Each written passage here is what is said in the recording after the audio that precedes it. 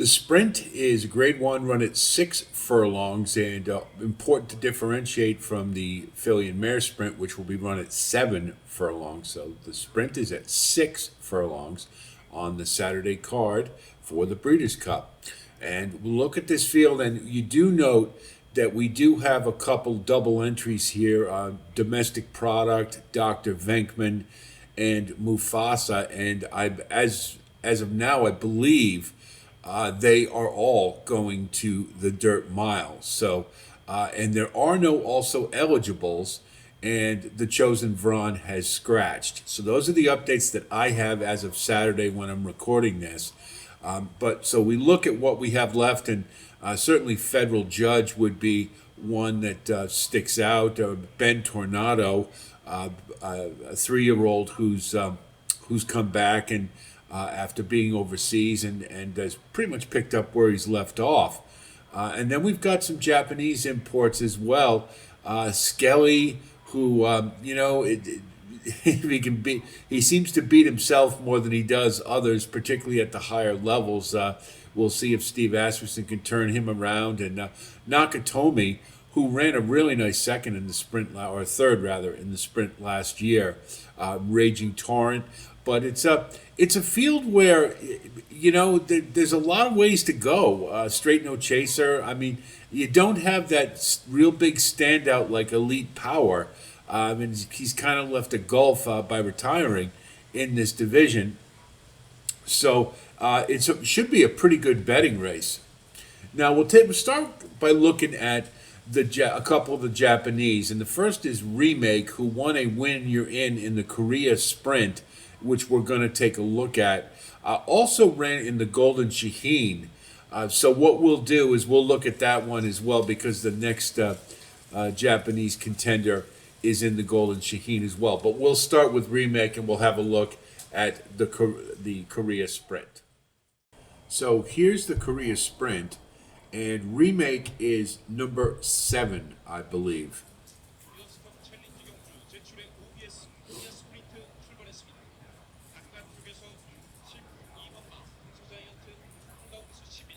See level beginning, and it was kind of a what looked like there was going to be a runaway winner here on the front end. These two, the two on the front, sort of separate from the rest.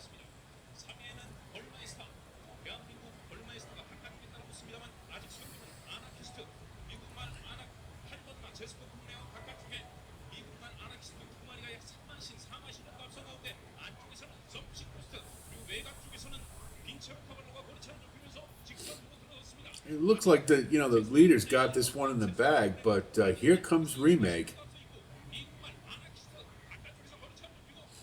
Whitman sitting about mid-pack, and really big close and a sustained run, which you always love to see.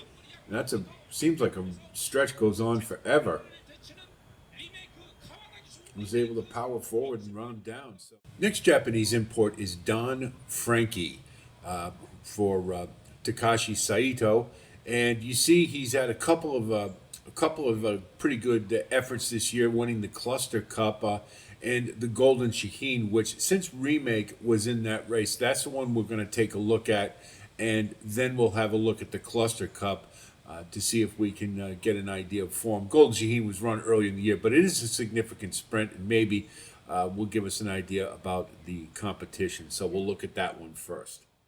So here's the Dubai Golden Shaheen, and this was a pretty good field. You had Sibelius, and Nakatomi was in this one as well, who is running in the sprint. You've got Don Frankie in the 3-hole, and but this is a pretty good field, so I think it may be a pretty good indicator. And you've got Remake there, I believe, is number 8 towards the back. And you see Don Frankie pretty keen up on the rail. In that first half dozen with Sibelius. Then came Igniter, a length and a half back to Bold Journey, working alongside Run Classic there in that early part of the race. Behind them, Nakatomi from Muhib, Remake, and Leading Spirit is the last one. So inside the 750 you got Remake at the back there. Puts it to Tuz. Color Up also applying some along the rail, saving ground. moment. Nakatomi at the rear too, like he normally is. Sibelius story starting to be felt for here. Ignite to the inside, then came K.I. Dory, Bold Journey, Run Classic Remake. Nakatomi third to last from Muheeb and Leading Spirit into the lane they go. Don Frankie's pretty keen. And up in front, taking over the running here now was Don Frankie. Puts up 3/4 of a length here on Torzu's game to fight back. They draw away now from Colour Up Igniter. See Remake get to the outside of Don Frankie. Still really game effort though, and Remake and Nakatomi both coming late. Burned away from them. What a win. Torz for the locals goes on to win by 5 lengths. So that's a pretty good early lick from Don Frankie, and not a bad field either. Nakatomi was getting home late. Next, we'll have a look at Federal Judge, who was off for quite a while and has come back with a couple of starts. And I thought had a pretty good second coming off the bench, but really got it together in the Phoenix Stakes and won on the front end pretty handily. Trained by Brad Cox, who just has a phenomenal record in the Breeders' Cup. I believe he wins at 26%. So we have to take seriously all of his runners for sure. I love Army Mule as a sire as well as Freeze and Fire. They're just always game. They're real fighters. And this is a horse I think is going to merit a lot of consideration in the sprint. Next we have Nakatomi, who we just saw in the Golden Shaheen, and he was pretty busy this year. He got a second in the Phoenix and also won the Vanderbilt, which was kind of a depleted field, but still, it is a grade 1. Wesley Ward trains this one.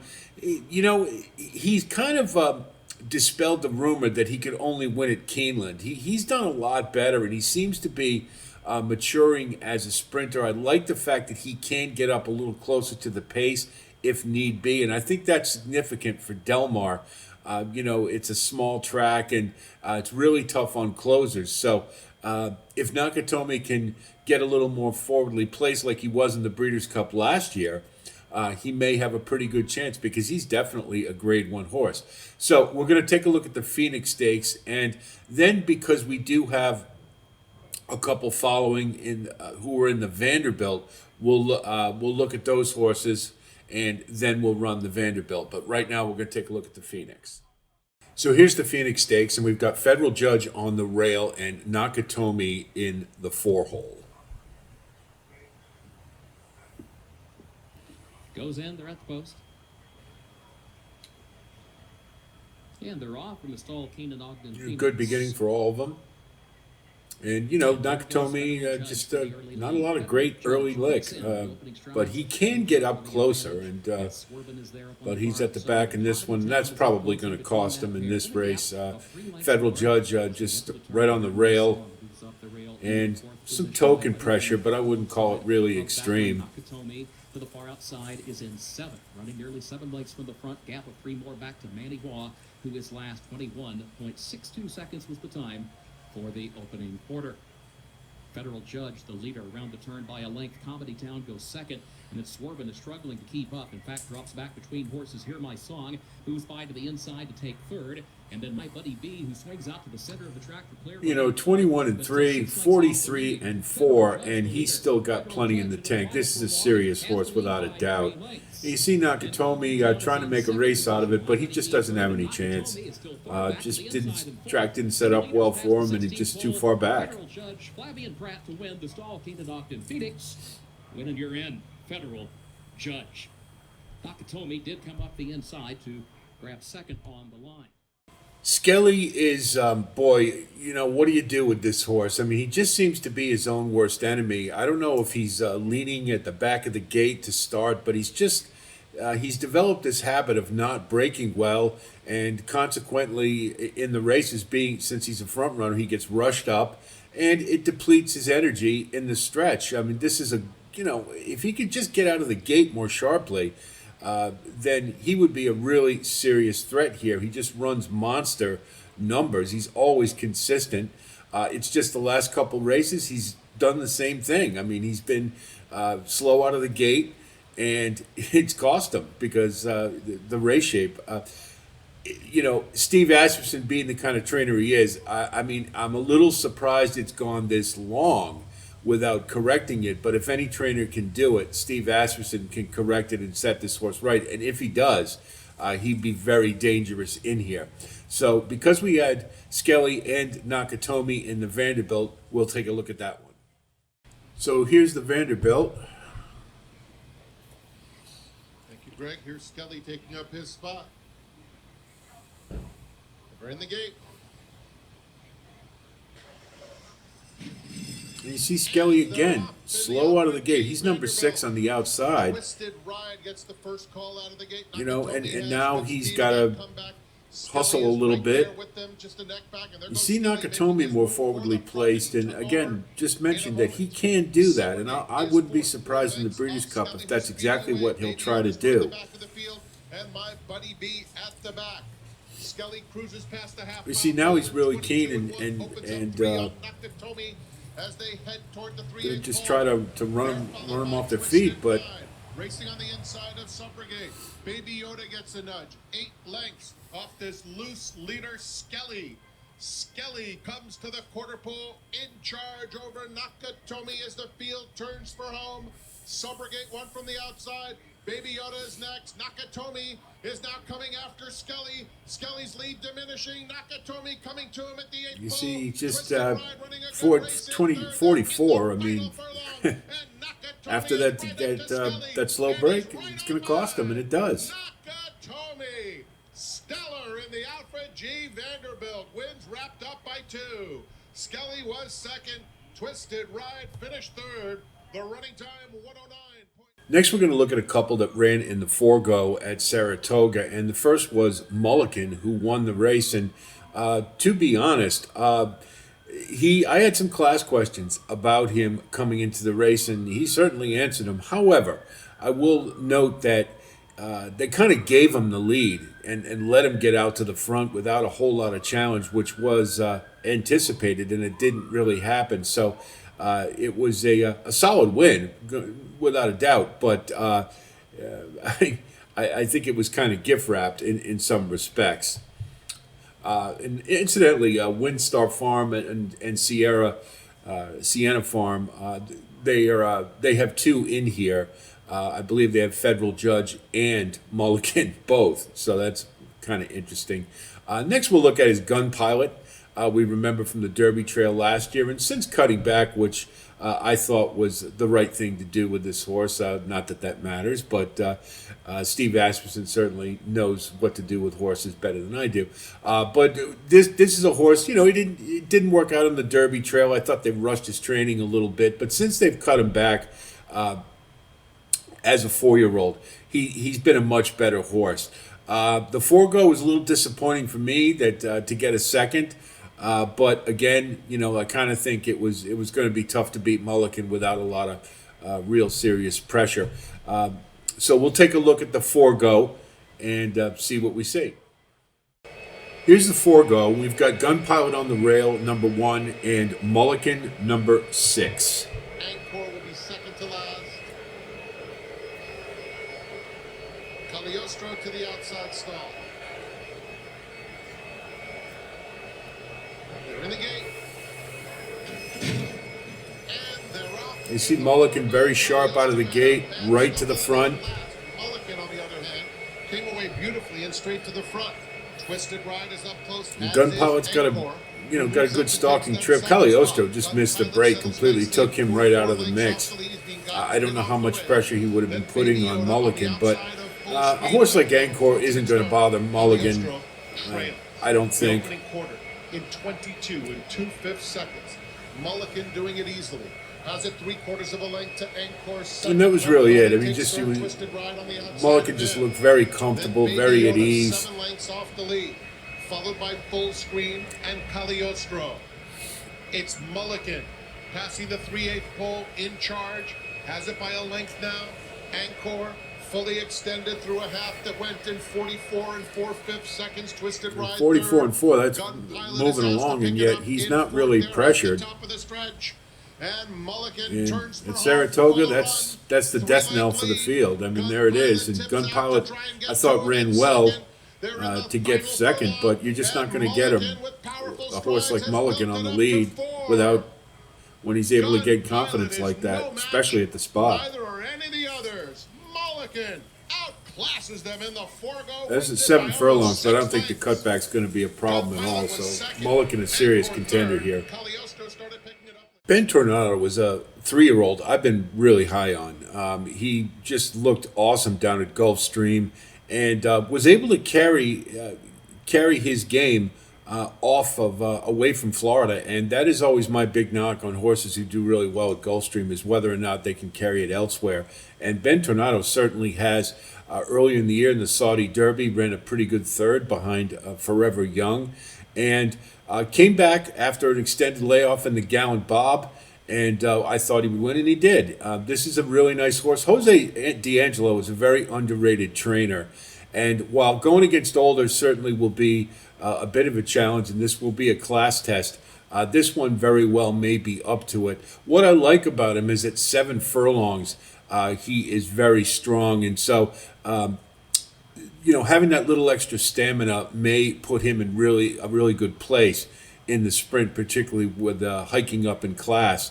So Ben Tornado, a horse I like, and we're going to take a look at the Gallant Bob. Here's the Gallant Bob, and you see Ben Tornado is on the rail.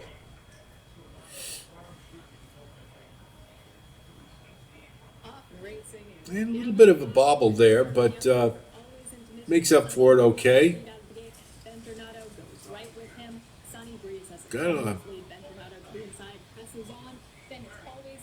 some good pressure there. A little bit of a battle. Sunny Breeze maintains a narrow advantage. A half mile left to go. Sunny Breeze, Ben Tornado always into mischief, moves to the outside. The opening quarter, a sharp 22 flat, and Sunny Breeze continues to get the pressure on the outside, always into mischief. Ben Tornado, who's in third. That's a pretty good lick for Parks early, 22 flat. And you see there's a bit of a battle there. Maximus Meridius still at the bat. Sunny Breeze maintains that lead. And it looks at this point, you're wondering what's happening here, but Ben Tornado gets a little tap of encouragement, and Across the track, Ben Tornado on the inside. Sunny Breeze running a big race all out. leaned in a little bit there, a little race riding. Meridius trying to get involved late. Sunny Breeze is resilient. Ben Tornado with a narrow lead. His first start off a layoff, though, but still a pretty good effort. He certainly, I think, will move forward in the next start for sure. Maximus Meridius fourth. Raging Torrent has done something that not too many horses have done out in California, and that's beat the Chosen Vron. He did so in the Pat O'Brien Stakes. That was at 7 furlongs, but he was so game on the lead in that race that if he can follow that up, then that would put him right square in the mix here for the Breeders' Cup Sprint. So let's take a look at the Pat O'Brien. So here's the Pat O'Brien, and Raging Torrent is number 4.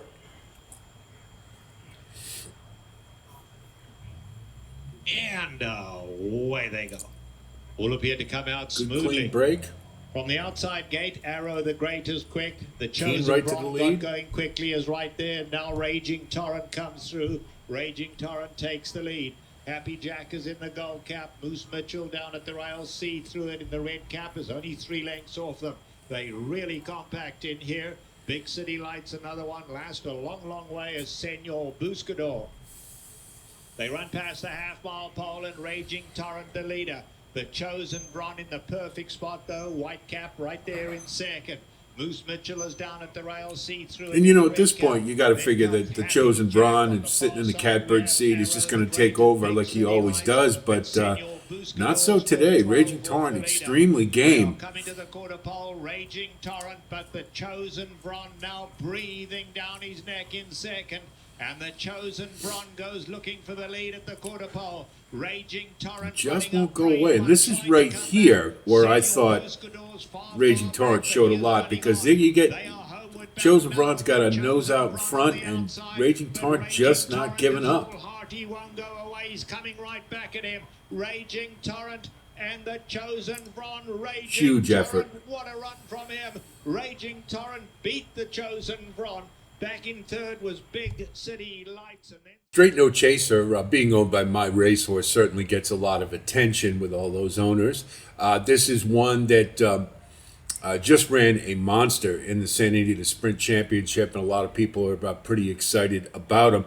I will note that that was a career best effort, And you do see a pattern there of regression after peak efforts. So while certainly on his best day, he's very competitive in this group, just a little something to think about when we look at the Santa Anita Sprint Championship. So Straight No Chaser is in the 5-hole. And they're off. In Good the Santa break. Anita Sprint Championship, Right to the presented lead. by Estrella Jalisco.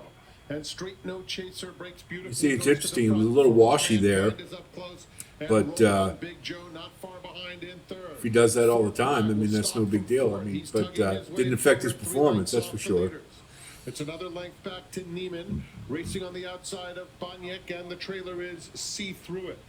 It's a compact group, 6 lengths covers them. Straight No Chaser, the one to catch, going to the 3/8 pole. Bounding clear a length and a half for All Mankind in second. Roll On Big Joe, Fort Bragg, Yellow Cap inches up 3 deep, moving up to claim that second spot and coming after. I see Straight No Fort Chaser Bragg now. making a move. He's been withdrawn from the dirt mile. He would have been an interesting horse in that field, but 44 and 1. Roll On Big Joe, reclaim Absolute second cruise inside control. Fort Bragg. Straight No Chaser. Not much of a field he faced, but still, that's doing what a good horse should. Chaser and John Velasquez trounced them in the Santa Anita Sprint Championship presented by Estrella Jalisco. Roll On Big. Finally, we'll look at our last Japanese import, Metamax, and pretty good pedigree for sure. Into Mischief and Not for Love underneath. Was not able to get a race for the NST show, a replay of it. So unfortunately, we won't be able to take a look at him. But that's some pretty good pedigree, and you do see 9 out of 14 starts in the money. Hideyuki Mori has got a big string coming from Japan, and because of his record, I think we have to take this one seriously. So we'll be watching for clocker reports and whatnot to see how this one progresses. Then we're just going to quickly take a look at 3 other entrants, but they're all running in the dirt mile as far as I know right now. Mufaso certainly would be a horse who would be favored in this race, I think, or one of the top choices. Ran a really nice Vosburg and looks to be the real thing in Chile, coming from Chile. But we'll see how he does in the dirt mile. Domestic Product would be a horse I'd absolutely love in this race. This has always been a one-turn horse, in my opinion. Since cutting back, he's been much more effective. And while I think a 2-turn mile, he'll be very significant in the dirt mile. But this is, I thought, would be a little bit better spot. But alas, we won't see him. And then Dr. Venkman is another one that. He probably, the dirt mile is a good fit for him, I would say. But he is dual entered, and stranger things can happen. You never know. But right now, he's probably going to be in the dirt mile. So that's it for the Breeders' Cup Sprint. I'm very curious to see how, in particular, Don Frankie looks like an interesting horse coming over from Japan. They've got a couple in there. Remake, another one that might be pretty interesting coming from off the pace. Not necessarily the place to be at Del Mar, but when you've got all these runners committed to the lead, could make for a lively pace, and then it could set up for a horse coming from off the pace. So it should be a fun race, needless to say. I hope our presentation here helps you with your own research for the Breeders' Cup. And if you do like content like this, of course, please like and subscribe. And thanks to all of you who have come on board recently. And those of you who have been long stayers with us, we always appreciate it. Please know that. So we've got, I think we've got 3 more. We've got the Turf, the Classic, and one other that escapes me right now. But we'll have replay analysis for all of those. So stay tuned for that. That's it from here. I'll talk to you soon. And until then, be well.